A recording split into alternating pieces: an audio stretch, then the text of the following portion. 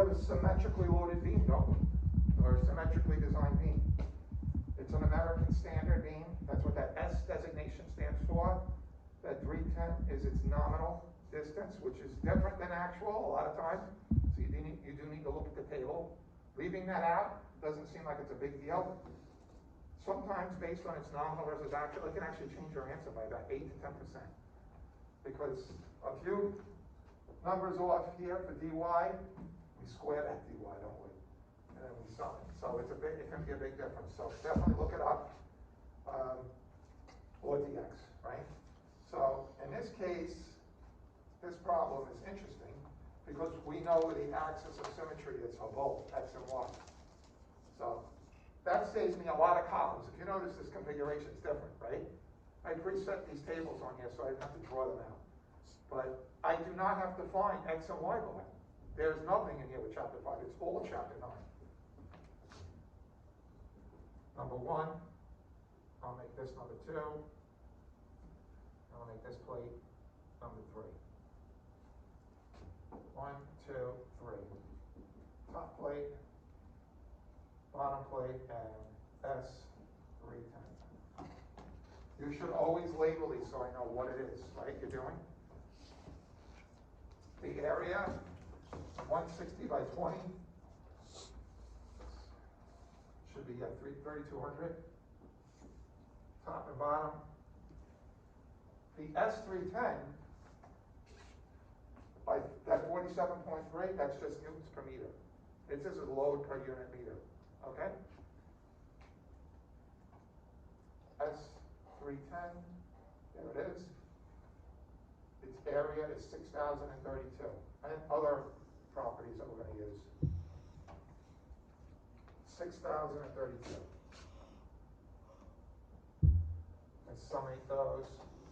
I don't even think I need this, but 12,432 millimeters squared. And dy. dy is the distance from the centroid, from the shape to the centroidal axis. So for the second one, similar to the first problem, it's 0, right? They lie along the same plane. Here's the centroid for the plane. Here's the centroid, the symmetric, right? Axis. So I have to find this, and this one's the same thing here. So whatever that is. To find that, I gotta look up the depth of that beam.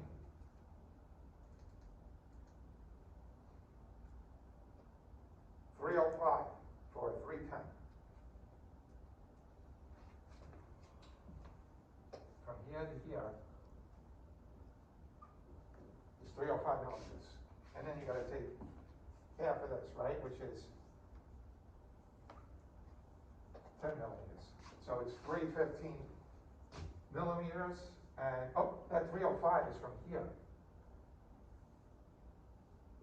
here. So this distance from here to here is 152.5, right? Yeah. So it's that plus that, 162.5.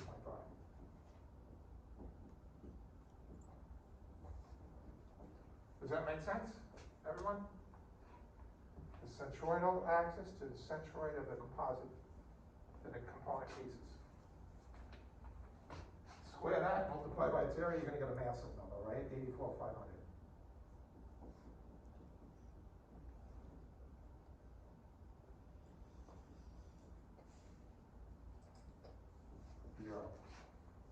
Sum them up.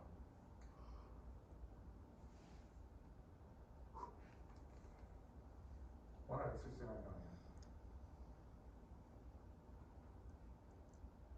Millimeters to the fourth. I sub 0x for 2 of these.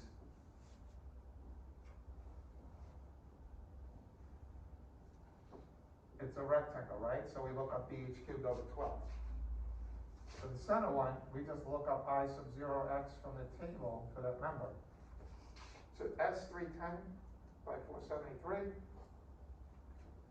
I sub x, 90.7. Look at I sub y, it's only 3.9. Makes sense. It's a long, narrow channel. It's going to be very weak that way, but very strong, right? So 90.7. This is pH cubed over 12, where the base is 160 and the height is 20. 160 times 20 cubed divided by 12. And you're going to get 10.67 times 10 to the 4th, I wrote.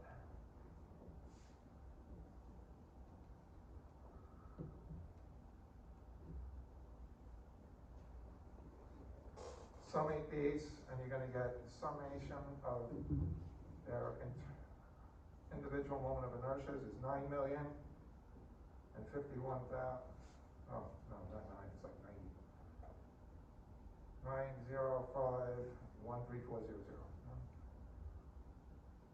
00, and yes, millimeters to the 4th.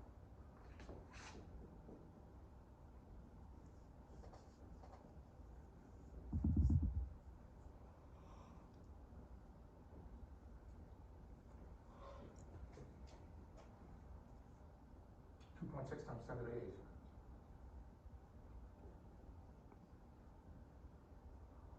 And I think this is the 8th, right? Yeah.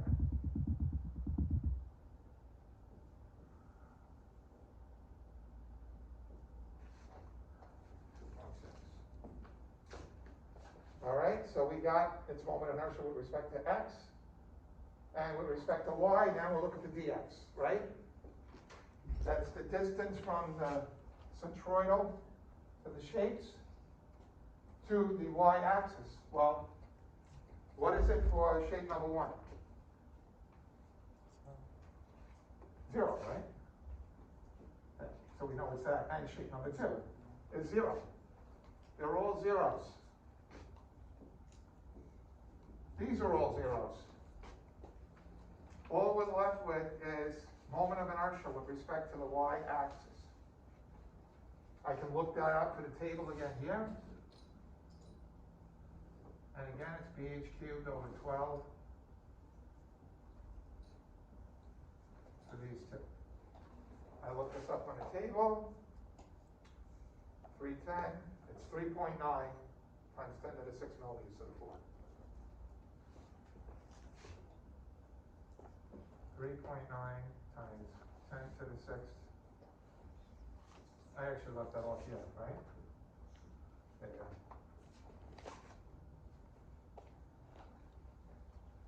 pH cubed over 12 with respect to the y-axis. The base is 20 and the height is 160, so this is going to be significantly stronger. 160 cubed divided by 12, and the same value here. You should get 6.83 times 10 to the 6th.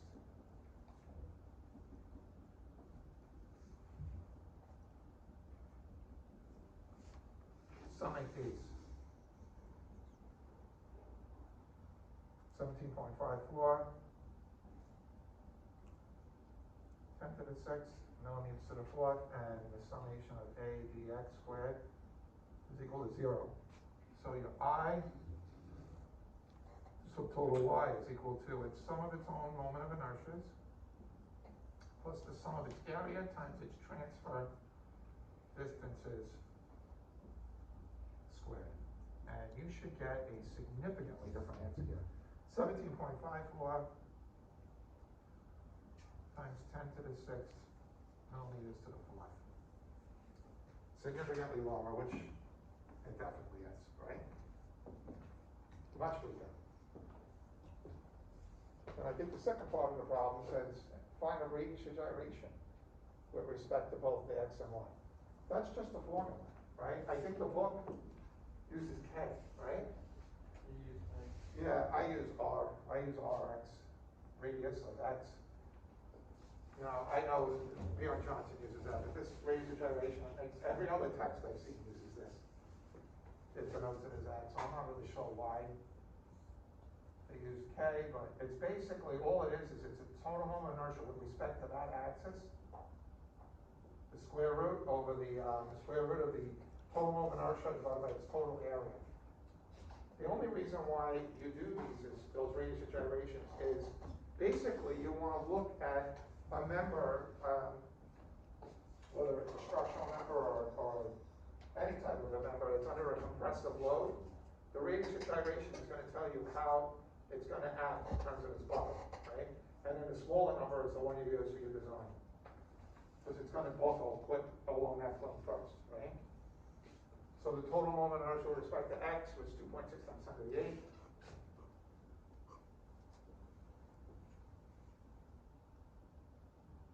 Millimeters to the fourth, and its total area, 12,432 millimeters squared, right?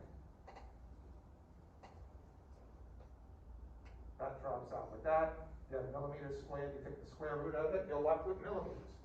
That makes sense. It's a radius, right? Millimeters are inches. And you should get 145 millimeters. Those significant digits, right? For Rx. And Ry, I'm expecting a significantly different number. I is the total Y over the total area. And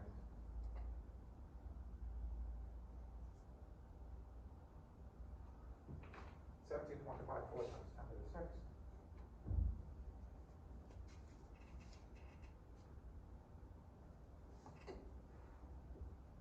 And 37.6.